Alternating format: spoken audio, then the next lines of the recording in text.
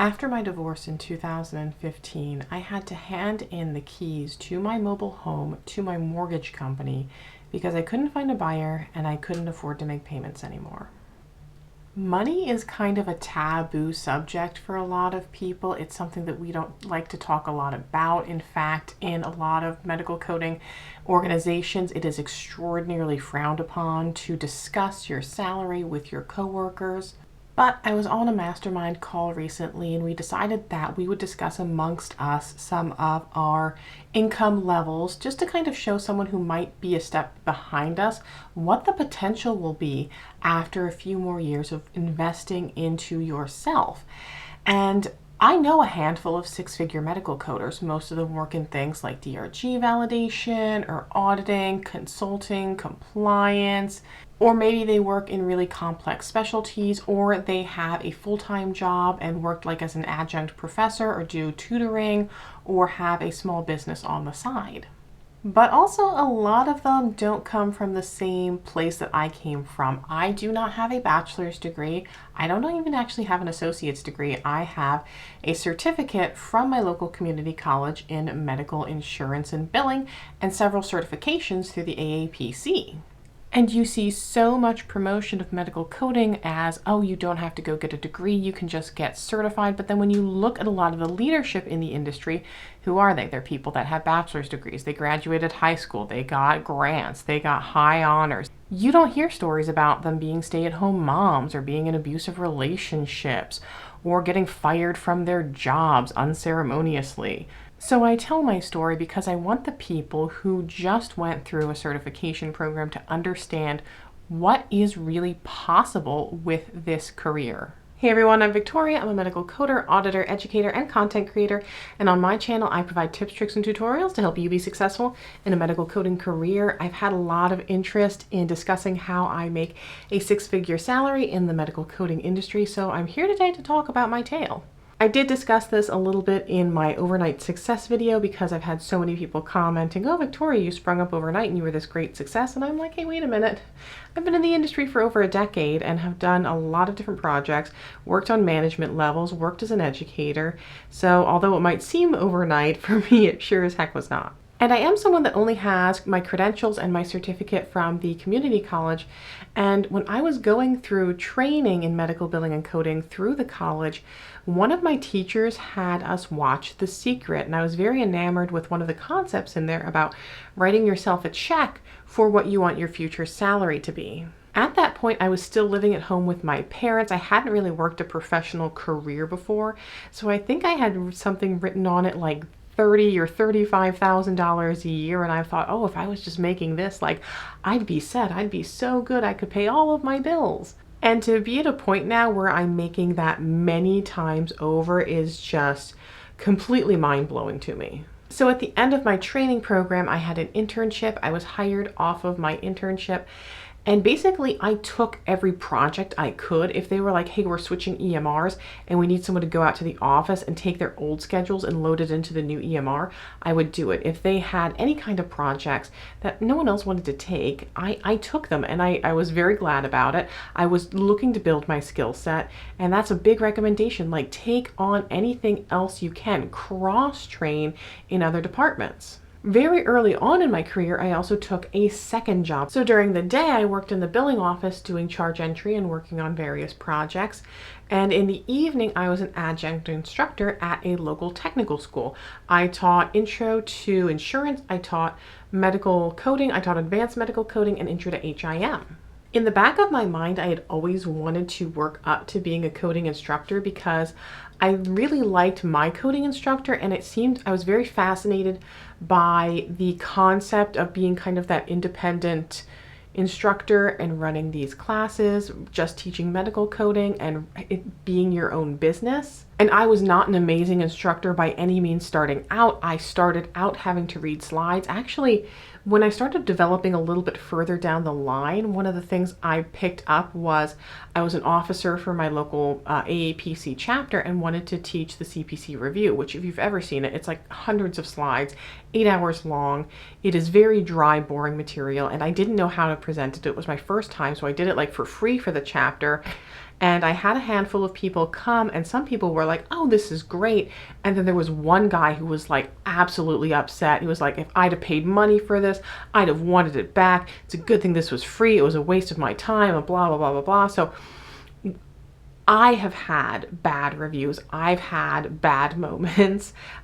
You have to learn from somewhere and grow from it. And even today, I'm sure there's lots of people who don't like my learning style. They think I talk too fast, or they don't like that I go through things a certain way, or they just don't like my personality, and that's fine. Not everyone has to like my personality. But one of the things that really started growing me in my career was I worked on my personal development. I worked on my career path without anyone prompting me.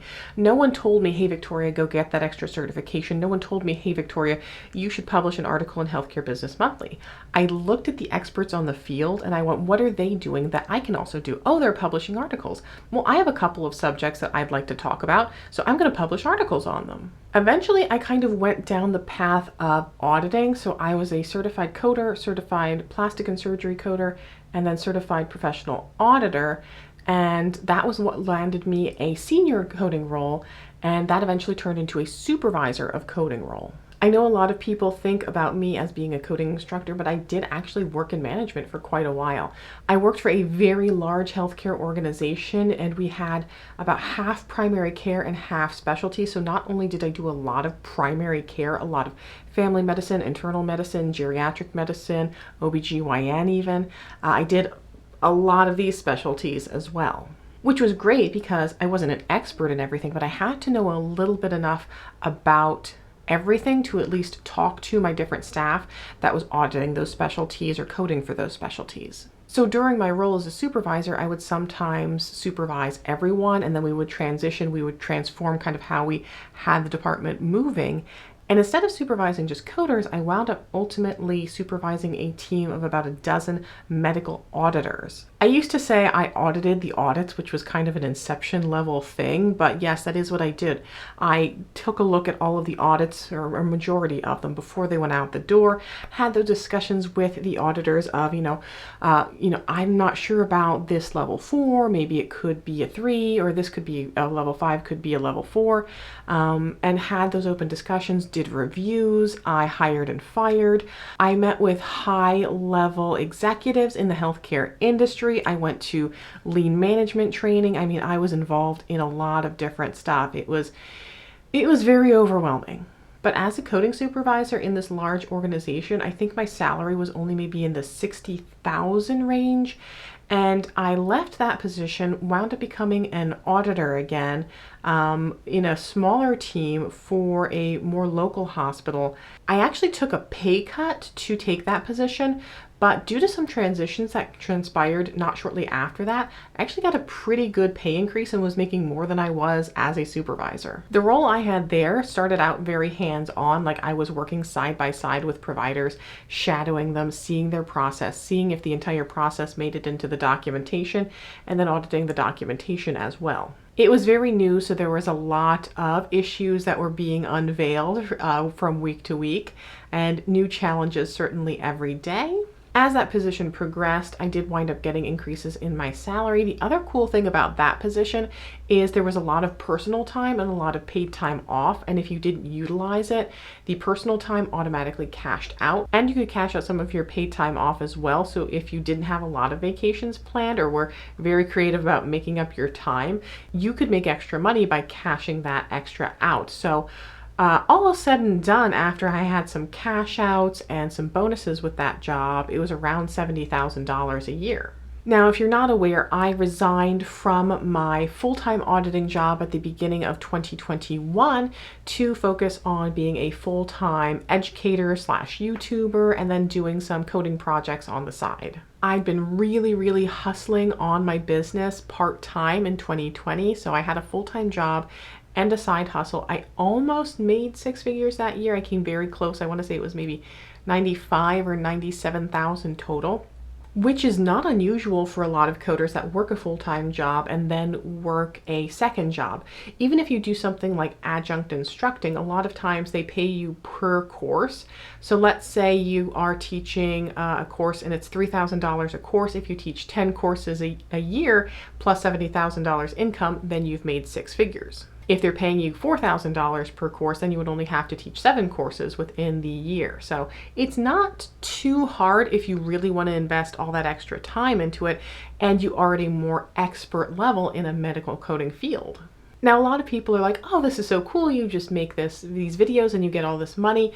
But there's a lot of upfront cost and a lot of time cost as well. So I spent at least $3,000 between equipment and just setting up my business.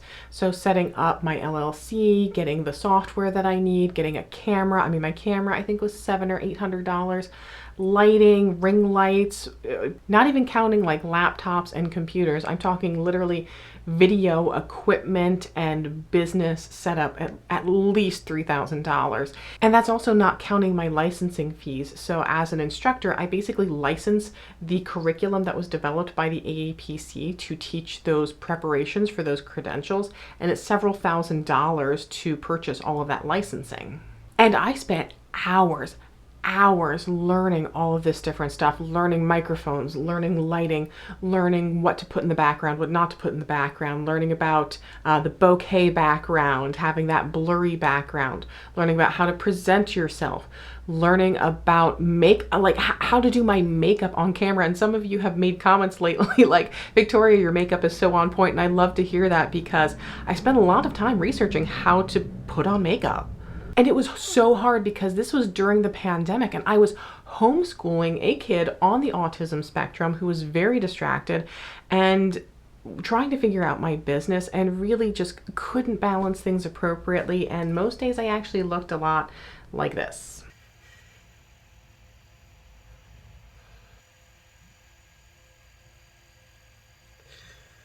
It was really tough. And, I'm the sole earner for my family. And the thought of going full-time in my business was very intimidating because I was concerned about my insurance. I was concerned about my kids' insurance. I didn't have a lot of savings. So when I resigned from my job, I had like $3,000 in savings. It was either go all in, go for it, be happy, be my own boss, be successful, or like wind up on the streets. Failure was not a reasonable option for me. There was a lot of learning. I spent time in virtual conferences like for Think Media, learning about camera presence. There were projects that I created and I'm like, I can't put this out there, and wound up scrapping them entirely. I have to deal with all kinds of things going on in the house, trains, lawnmowers, noise, editing. I had to learn how to edit. But I was determined to do it because I wanted to bring out that creativity. I brought in something unique. I wasn't that person who comes in the business suit. I mean, if you think about Gary Vaynerchuk, who's a great businessman, everyone loves him. He's so enthusiastic. If you picture Gary Vaynerchuk in your mind, he's not wearing an Armani suit. He's wearing a t-shirt and jeans. And I wanted to be that kind of vibe, that Gary Vaynerchuk, that Steve Jobs, where I'm like, I'm not going to come in here and present myself as though I'm, that kind of straightforward person. Like, I want to be the more creative. I want to be the more outgoing. I want to be the person that speaks to those masses that everyone is talking to and saying, yeah, you can have this great successful career. Well, let me tell you how successful of a career you can have. There are great opportunities out there if you want to work for them. And I'm not saying do exactly what I do because that's how you're going to make money, especially because this is a lot harder than it looks. And there's a lot more consideration to certain tactics, things like affiliate marketing, things like legalities, things like copyrights that I think a lot of people don't recognize going in.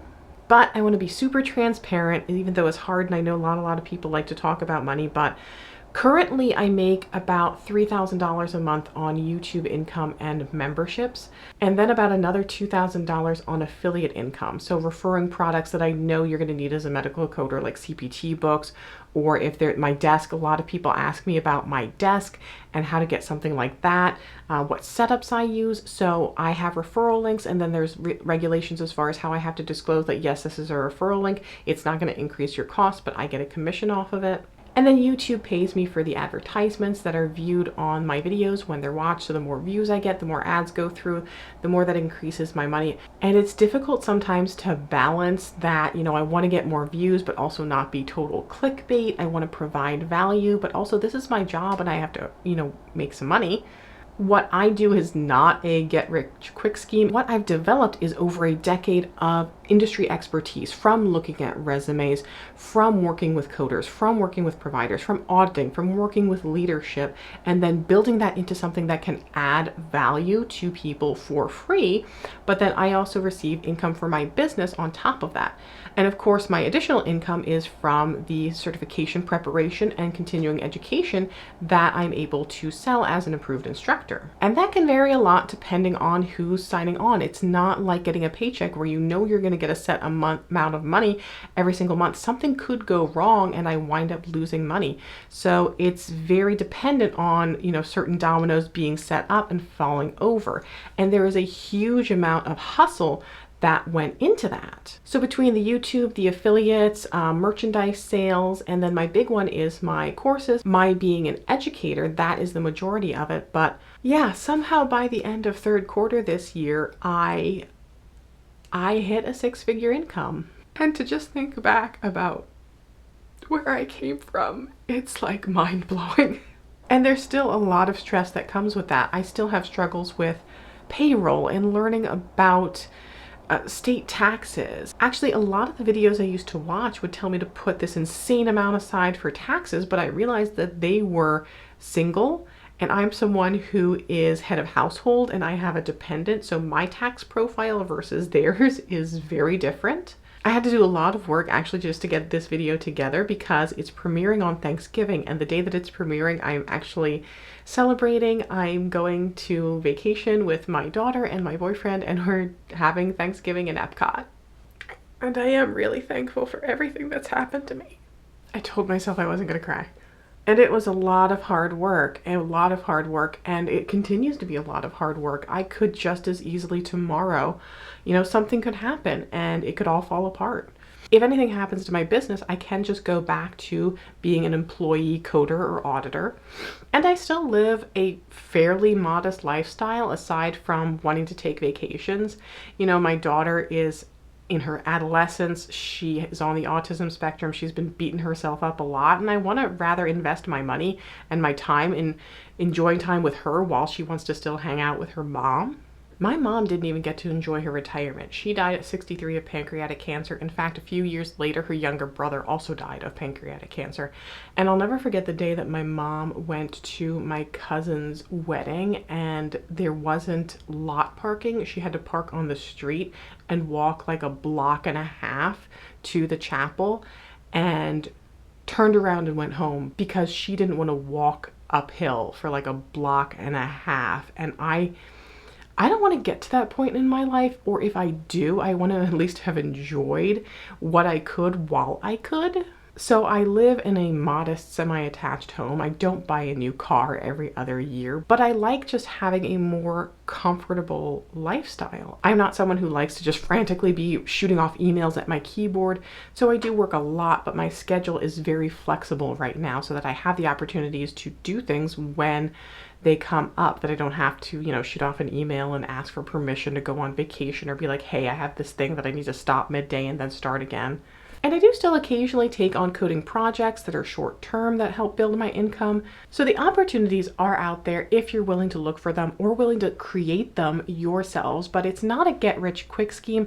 It really is something that people will pick up on if you're just in it for the money. Let me know if you're interested in learning more about my business and entrepreneurship or just about me, because I have considered starting a second channel. So let me know in the comments below. And if you're interested in learning about how to maximize your earning potential as a medical coder and opportunities that may earn you 6 figures, you want to check out this video right here. I will see you guys in the next video, and until then, just keep on coding on.